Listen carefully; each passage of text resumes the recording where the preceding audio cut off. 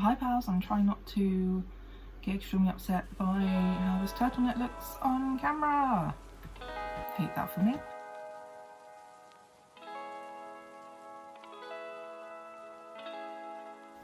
So, hi pals, it is me, Artie, they, them pronouns only. I thought I would talk about sleep hygiene and like the complete fucking bullshit that is. Yeah, I am a multiply chronically ill, multiply neurodivergent human being. I have had sleep problems up to my ears for like pretty much my entire life. I don't exactly remember the specifics of being a teenager, but I do remember as a child falling asleep to the TV being on very regularly. Same for my teen years, or at least being on my laptop through the night, and always, you know, being excruciatingly tired through the next day of school. Same when I had jobs. It did not matter how good my sleep was generally outside of work, but always trying to sleep properly the night before work just never really worked out. So I'd always end up at work extremely tired, let alone the fact of I also deal with just generally fatigue. Anyway, like, I started to sleep a bit better when I was at university. I didn't have a strict schedule. There were only a few classes a week, maybe. There were earlier starts, and I would stay out quite late a lot during the week, as well as the weekends at the pub with my friends, and just sort of roll up home sometime between 11 and 1, maybe a bit later in the night, and then just continue on. My current sleep cycle is the best it has ever been, but there are some very privileged reasons as to why. So I want to just talk about, why sleep hygiene is kind of just bullshit. I've been told many times to work on my sleep hygiene. The things I remember being mentioned to me by GPs, for example, where the typical, exercise, diet, manage your stress, no screens in bed / before bed, having a routine, mindfulness and meditation, and just sort of this concept of pushing away thoughts you have at night, and not napping to make up for lost sleep. I did look it up as well for this video to see what sort of things were mentioned now. They are a little bit different. So yeah, the regular sleep hours is try and stick to the same sort of sleeping pattern. Don't force sleep, get up and do something relaxing, which is something I half agree with. Creating a restful environment, write down your worries, move more, sleep better, less caffeine, less alcohol, less any kinds of substances that may affect your natural sleep cycle. So like my sleep issues have always tended to be around sort of like, I have a very loud brain when things get quiet. I have never been able to just go to sleep to silence, really. I have a lot of ruminating thoughts that will just kind of keep spinning, and if there's something particularly on my mind at any time that's worrying me, I do get into this habit of like rehearsing. I had a moment of this recently where I was rehearsing an email. Like I used to rehearse conversations, but this time I was rehearsing an email. So I kind of, I did do the don't force it and get up and write down your worries, that kind of combination, because at least then my brain would shut the fuck up. Yeah, so I get that quite a lot. I also deal with pain insomnia at the moment, more than generalized insomnia, where my chronic pain without the right kind of medicating is kind of like a very intense full body discomfort and ache. It's like a deep feeling that stretching just does not even like touch the tip of. So if I forget pain meds or take them at the wrong time, I do deal with a lot of insomnia. I also deal with a lot of fatigue, less so now because of my ADHD medication, but I still do. And when you're fatigued through the day to the point where you're not really doing a lot physically or mentally, it can make it difficult to then actually rest and fall asleep. Like a lot of the times people do experience sort of the overexhaustion, that you're so tired but you just can't go to sleep. I've never really been a huge napping person. I have napped on occasion. I basically see it as if my body is telling me I need to go to sleep right the fuck now. I need to go to sleep right the fuck now. Because yeah, I don't tend to have much of a shift in my sleeping patterns anymore, and I don't really nap very often. So if my body's like really struggling to stay awake, I feel like that's my body telling me I need more rest. You know, there's nothing inherently wrong with doing things differently, which is the first sort of thing I want to tackle in this as well. I also used to experience, so I sort of mentioned it briefly earlier, of like, if I have somewhere to be early the next day, I will always have a problem going to bed because I'm always sure I'm going to wake up late, I don't know, fuck something up, but then I sleep really badly because I wake up every hour or so. So like the next day responsibilities, anxiety is quite a big factor in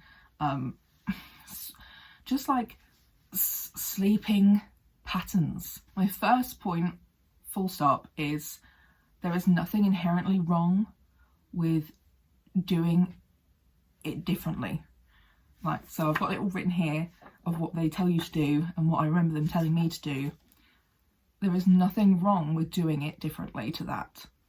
This is not the be all and end all of how everybody works. There's never ever a one size fits all option for people. And that's the same with fucking sleep. I feel like I've been seeing a lot more articles referencing studies around sleep, showing and talking about how actually a lot of us naturally have different sleep cycles.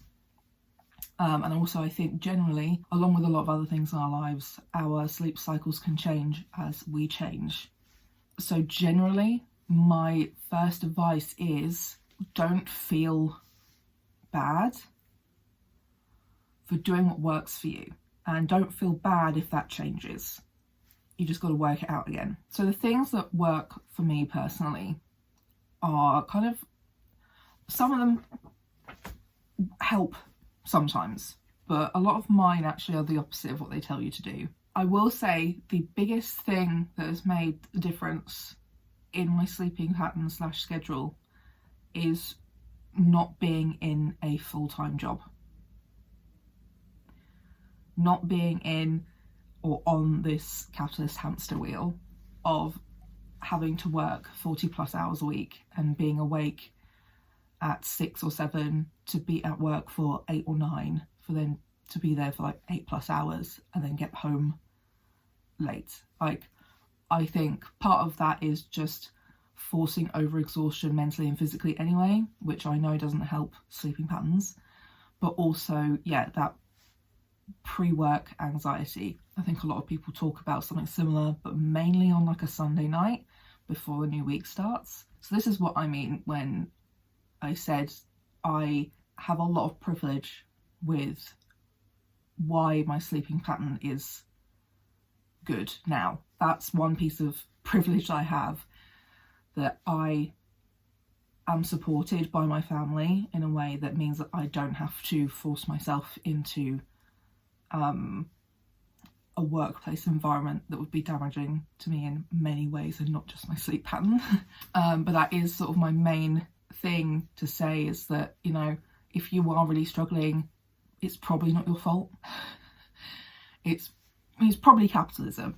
Here we go. RT's anti-capitalist rants. I mean, I think a lot of people have been enjoying working from home because they don't need to do a lot of the things that they have to do for working in an office or in a building, you know, travelling to work. And that includes having a lot more flexibility around when you are asleep, when you wake up, and how dressed you need to be for places. because, you know, a lot of that time getting ready in the morning is putting on appropriate clothes and possibly doing your makeup and, you know, all that sort of thing. Like, my mum working from home has been 90% in her pyjamas. She maybe takes a shower at lunchtime instead of the morning.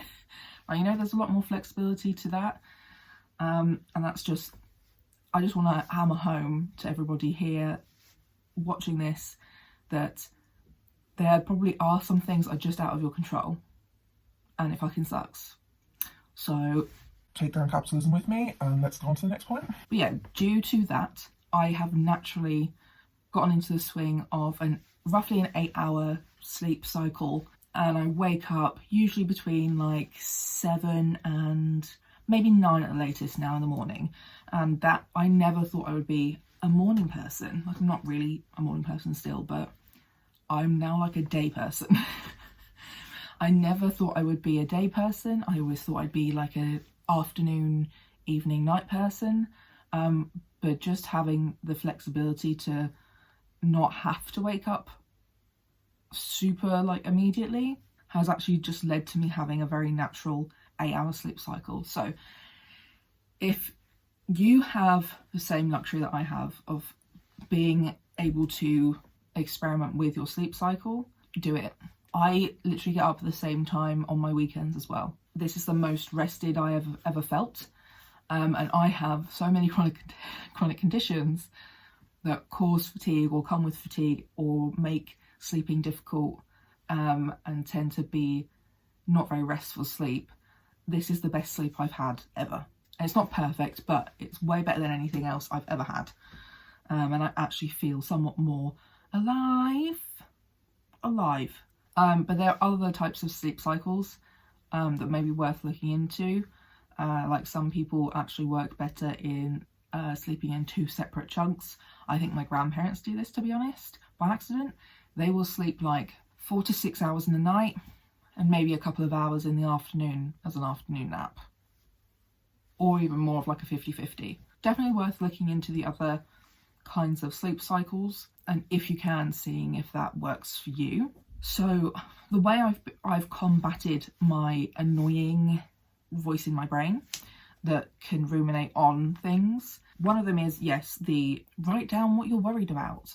Yeah, if my brain is really having a bad time, I will either get my phone out or sit up and on my laptop, or maybe use a notebook or something and write down whatever it is. Sometimes I also just generally do that before I go to bed, because I have my weekly sort of planner.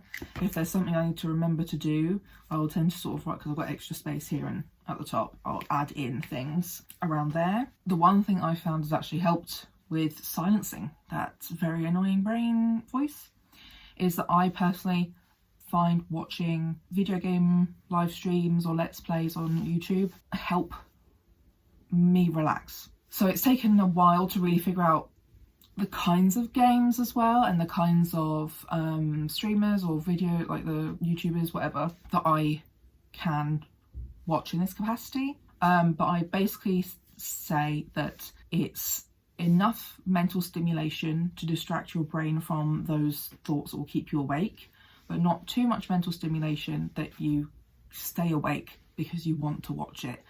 This is also why I can't really read before bed, because it goes one of two ways. I will be falling asleep trying to read the book, or I will be up all night reading the book. So this is sort of the one thing that has helped me actually have that sort of regular routine and habit. Is like, that's just what I do as I'm going to sleep. I literally lay down with my laptop next to my face because my eyesight is incredibly poor without my glasses on. But this is a thing that a lot of doctors and specialists will get absolutely pissed about because it's a screen. I'm like, I don't give a fuck, mate. It helps me sleep. Shut the fuck up. Like, I'm way more likely to sleep because of that. Like, I will probably fall asleep within half an hour to an hour, which is fast for me. It used to take me absolute fucking hours. I've also mastered the art of pillow placement, which may help my chronically ill, chronically pained friends out there. I have such a specific way of like laying my pillows out, and that just kind of helps maintain a comfortable position and prevents me from further injury in the night, which is a thing. If you are new here or if you don't experience chronic pain, it's a thing. Many of us are waking up with injuries because we slept slightly funny. So yeah, I also recommend working out the pillows if you can as well. Get a good mattress, but also I know it's expensive. My mattress probably needs replacing. Cannot afford it. But yeah, so video games is sort of was literally just for me a massive game changer, to be honest.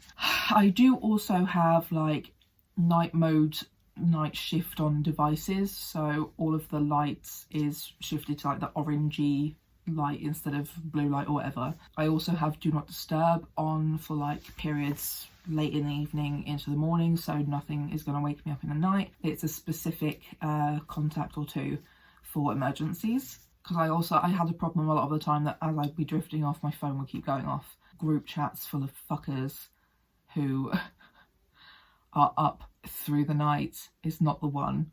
So do not disturb set for the night time or when you sleep is incredible. I also will say pee right before you go to bed. I'm a thirsty person. I think it might be the POTS that I haven't got diagnosed yet, but I sometimes don't listen to this advice and have to wake up either in the middle of the night or like really early in the morning because I'm fucking desperate for a piss. Pee right before you go to bed, and don't drink too much water before you go to bed, okay? Like, I know it sounds silly, but like, I'm so serious. I also have a lot of temperature issues. God knows what specifically is the reason. My body is fucked and temperature control is not its forte. So I will have, well, we still don't have heaters. We still don't have a boiler set up properly yet. So right now we still don't have any actual like home heating. So I have plug-in electric radiators and fans, and I will have them both all year round basically, just in case sometimes my room can get really warm because it's very small. If I don't keep the door open, it gets quite warm in here, and also if I leave the window open, it can get really cold in here, or if I don't have the heater on at all, it gets really cold. And you know, having the options of adjusting the temperature to help you sleep. I personally cannot sleep with socks on, and I can't sleep when my feet are hot, so I like it to be a little bit cooler in the room, but not too cold that in the morning I don't want to get out of bed, because that's then my other issue I've been realising as we come back into sort of winter, is that when it was really cold in the morning in my room, I just did not want to get up. I also don't understand people who don't need blackout blinds. Like, I know there's some people who find waking up and sleeping with like how much light there is literally outside helps them. Cool, not me. Not me. Especially as it changes through the seasons. It's just not the one. A lot of my chill time tends to be in the evenings / into sort of like the night-ish. You know, my bedtime is roughly around 10:30. That's when I am going to bed, not necessarily when I go to sleep. So like, I wouldn't be able to go to bed at, you know, what in the UK is like 4 p.m. is when it gets dark in like peak winter, and then getting up at 7 in the morning, whatever the fuck that is. And then in the summer, obviously you have less sleep time. That does not work for me, babes. So my blind's not great, but it does the job as well as possible. It's almost a blackout blind. It just has a really annoying space at the edge that I cannot seem to fix. But otherwise, as much blackout as possible is basically what I like to deal with, so that I can keep on with my schedule all year round, basically. And then for those of us out there with chronic pain, I I take painkillers before I go to bed. I am on amitriptyline at the moment. I'm looking at other options though, because I've just had enough with a lot of my meds at the moment, and I'm just fed up with life. Amitriptyline, when you get used to it, it doesn't have the immediate impact as when you first start taking it, but it can give you a bit of a hangover effect, so that if you take it too late, you're still really drowsy in the morning. So I sort of have a window of about 2 hours where I try to take it so it prevents the morning hangover effect, but I get enough pain relief throughout the entire night. I'm then not waking up either a lot or early, because that also happens. If I take it too early in the afternoon, I then don't get a good night's sleep because it's worn off, basically. So my window is sort of between 5 and 7. But I do try to lean more towards 6 to 7, maybe 8 if I've forgotten, because that does happen too, so that the pain relief effect of the amitriptyline will last longer through the night, and it will be okay for my 7 to half 8 regular wake up time. So yeah, if any of you lot are also on pain meds or have some kind of pain relief you take before going to bed, definitely working out the optimum time for taking it is really important and helpful. And possibly other options. I have tried other things like having a bath, but also I need to have enough energy after a bath to complete the skincare routine, and also enough time after a bath to do all that before bed. So I tend to have my baths and showers in the daytime, to be honest. Otherwise it's just not going to happen. I have tried herbal tea. For one, herbal tea is fucking disgusting. Like, it's rare for me to like any herbal tea. Some herbal tea I can deal with enough that I can drink it, but for the most part I think it's disgusting, especially green tea. I'm really sorry, I cannot drink green tea. If that helps you, sick, you know, like, this is what I mean. We're all very different people. Some things help us. I also, like, my caffeine intake varies. I generally don't consume as much caffeine at the moment than I used to. That's because I'm on fucking ADHD medication. It just kind of just gives me heart palpitations at this point. And I've just kind of gone off a lot of my caffeinated drinks anyway.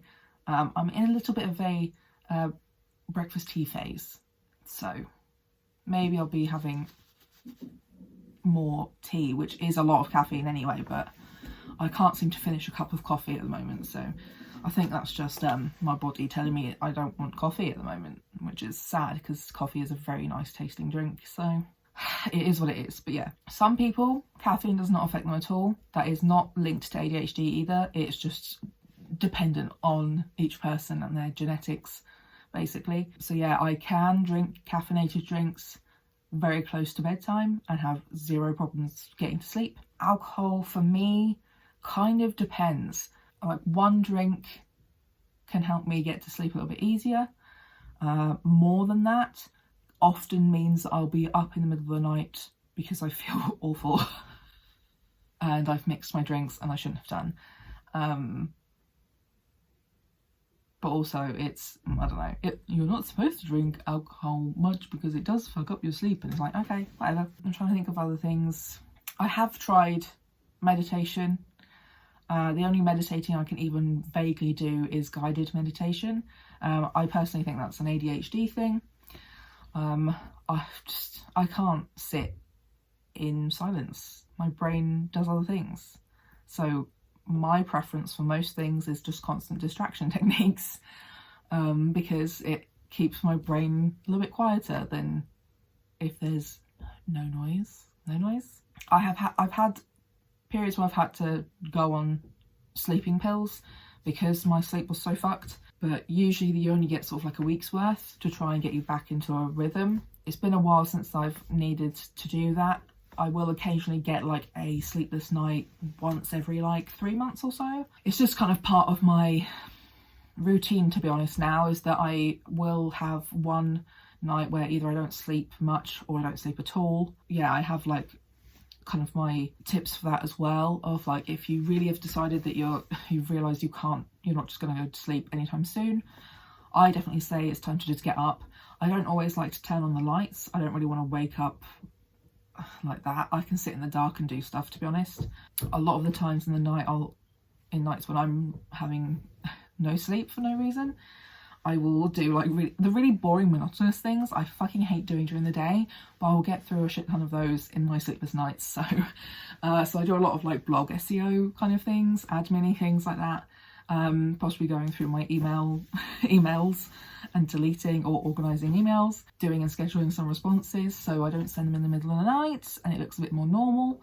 But yeah, I definitely say like, I know that if I'm struggling to get to sleep, I probably won't fall asleep.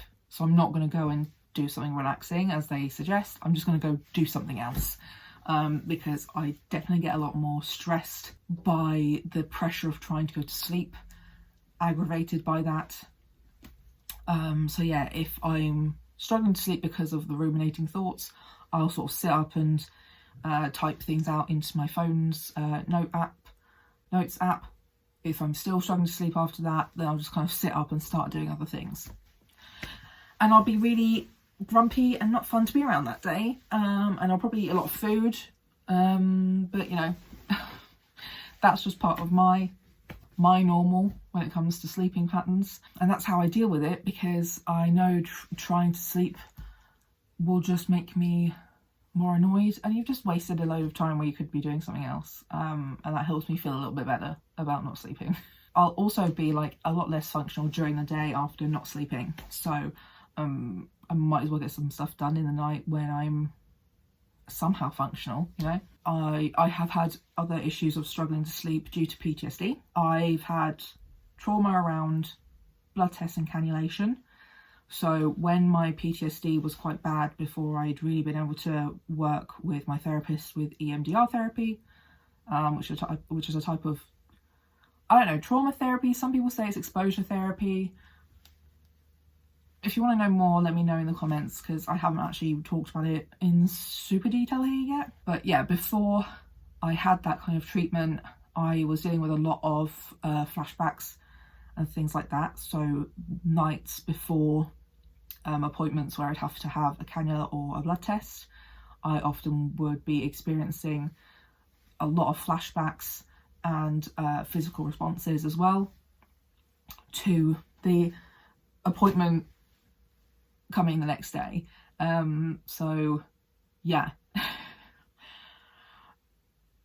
for that one I recommend therapy, but generally there's also lots of other reasons why we might struggle to sleep as well. Yeah, I don't really know what else to add in here. Obviously, if you have any tips that have worked for you, leave those in the comments down below. Let me know about what your routine is like, why you think your routine is like that. For me, obviously, I've got the combination of neurodivergence, physical disability, chronic pain. Nobody is straightforward. Yeah, let's have a conversation about what